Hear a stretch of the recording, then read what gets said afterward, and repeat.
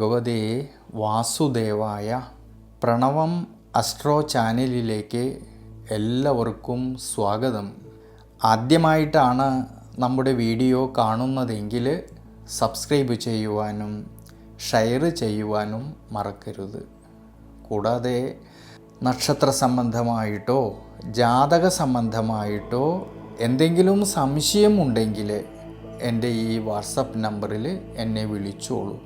ഞാനിവിടെ പറയുന്നത് തിരുവോണം നക്ഷത്രത്തിൽ ജനിച്ചവരുടെ പൊതുവായിട്ടുള്ള സ്വഭാവ സവിശേഷതകളെക്കുറിച്ചും കൂടാതെ 2026 പുതുവർഷത്തിലാണെങ്കിൽ തിരുവോണം നക്ഷത്രക്കാർക്കുണ്ടാകുന്ന ഗുണദോഷ ഫലങ്ങളെക്കുറിച്ചുമാണ് ഞാനിവിടെ പറയുന്നത്.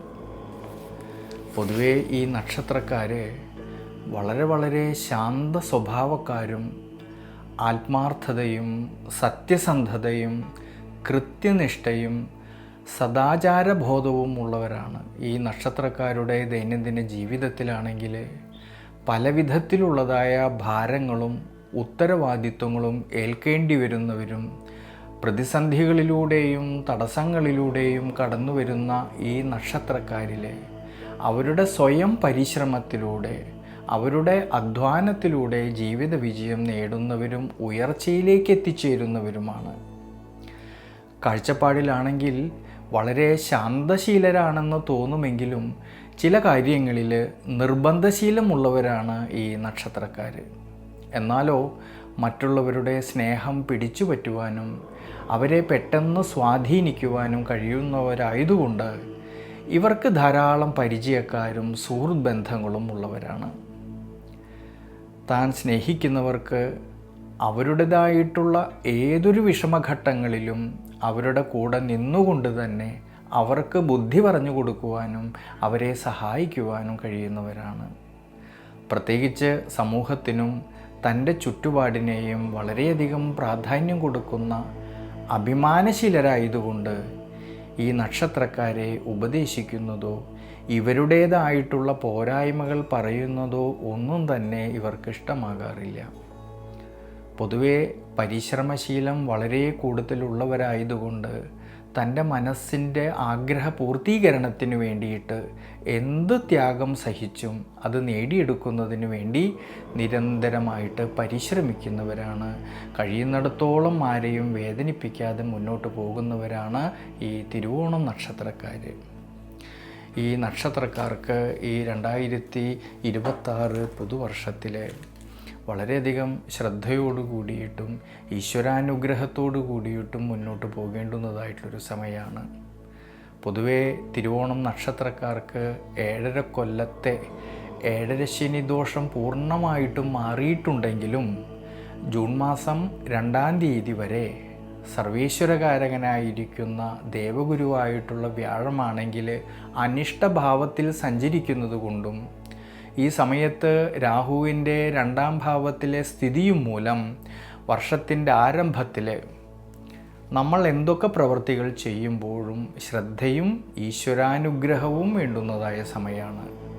പ്രത്യേകിച്ച് ആരോഗ്യ പരിപാലനത്തിൽ ജീവിത അനുഷ്ഠാനങ്ങളിൽ കൂടുതലും ശ്രദ്ധ വേണം. ആലോചന കൂടാതെ പെട്ടെന്ന് തീരുമാനങ്ങൾ എടുത്ത് പ്രവർത്തിക്കുന്ന പക്ഷം മനസ്സമാധാനക്കുറവിന് സാധ്യത കാണുന്നുണ്ട്. കുടുംബത്തിലാണെങ്കിലും കുടുംബ ബന്ധങ്ങളിലാണെങ്കിലും സന്താനഭാവങ്ങളിലും എല്ലാം തന്നെ പരസ്പരം കാര്യങ്ങളെയെല്ലാം തന്നെ മനസ്സിലാക്കിക്കൊണ്ട് മുന്നോട്ട് പോകേണ്ടുന്ന സമയമാണ്. വിശേഷിച്ച് കർമ്മസംബന്ധമായിട്ടും ധനപരമായിട്ടുള്ളതായ കൊടുക്കൽ വാങ്ങലുകളിൽ കൂടുതലും ശ്രദ്ധ വേണ്ടുന്നതായിട്ടൊരു സമയമാണ് ഈ ജൂൺ മാസം 2-ാം തീയതി വരെയുള്ള സമയത്ത്. എന്നാൽ ജൂൺ മാസം 2-ാം തീയതിക്ക് ശേഷമുള്ള സമയങ്ങളിൽ സർവീശ്വരകാരകനായിരിക്കുന്ന ഭഗവാൻ തൻ്റെ ഉച്ചരാശിയിൽ ബലവാനായിട്ട് സഞ്ചരിക്കുന്നത് കൊണ്ട് ശനീശ്വരൻ്റെ 3-ാം ഭാവത്തിലത്തെ സ്ഥിതി കൊണ്ട് ദൈനംദിന ജീവിതത്തിൽ പ്രത്യേകിച്ച് ജൂൺ മാസം 2-ാം തീയതിക്ക് ശേഷം നിലനിന്നിരുന്നതായ പ്രതിസന്ധി ഘട്ടങ്ങളെയും വിഷമതകളെയും മറികടക്കുവാനും നിരവധിയായിട്ടുള്ള നേട്ടങ്ങൾക്കും മനസ്സന്തോഷത്തിനുമെല്ലാം സാധ്യത കാണുന്നുണ്ട്. പ്രത്യേകിച്ച് കുടുംബത്തിലാണെങ്കിലും കുടുംബ ബന്ധങ്ങളിലും സന്തോഷവും സമാധാനവും നിലനിൽക്കും. ഭാര്യാഭർത്തൃ ബന്ധങ്ങളിലും വളരെയധികം അനുകൂലമായിട്ടുള്ളൊരു സമയമാണ്. മക്കളുടേതായിട്ടുള്ള കാര്യങ്ങളിൽ ചില നേട്ടങ്ങൾക്കും സാധ്യത കാണുന്നുണ്ട്. ഗൃഹസംബന്ധമായിട്ട് മുടങ്ങിക്കിടന്നിരുന്ന പല കാര്യങ്ങളും അനുകൂലമായിട്ട് വരുവാനും സാധ്യത കാണുന്നുണ്ട്. തൊഴിൽ മേഖലകളിലാണെങ്കിൽ ധാരാളമായിട്ടുള്ള നേട്ടങ്ങൾക്ക് അനുകൂല സമയമാണ്. ബിസിനസ് മേഖലകളിലാണെങ്കിലോ അധ്വാനിച്ചതിൻ്റേതായിട്ടുള്ള നേട്ടങ്ങൾ കിട്ടുകയും അതുമൂലം സാമ്പത്തികപരമായിട്ടുള്ള ഭദ്രത കുറേയൊക്കെ മെച്ചപ്പെടുവാനും സാധ്യത കാണുന്നുണ്ട്. വിദ്യാർത്ഥികൾക്കും പഠന വിഷയത്തിൽ നല്ല മികവ് പുലർത്തുവാനും സാധിക്കുന്നുണ്ട് ഈ ജൂൺ മാസം 2-ാം തീയതിക്ക് ശേഷം. അതുകൊണ്ട് തിരുവോണം നക്ഷത്രക്കാർ വ്യാഴാഴ്ച ദിവസങ്ങളിൽ വിഷ്ണു ക്ഷേത്രത്തിൽ ദർശനം ചെയ്യുന്നതും ഭഗവാന് മഞ്ഞപ്പട്ട് സമർപ്പിച്ച് പ്രാർത്ഥിക്കുന്നതും വിഷ്ണു സഹസ്രനാമ ജപം ചെയ്യുന്നതും വളരെ നല്ലതാണ്.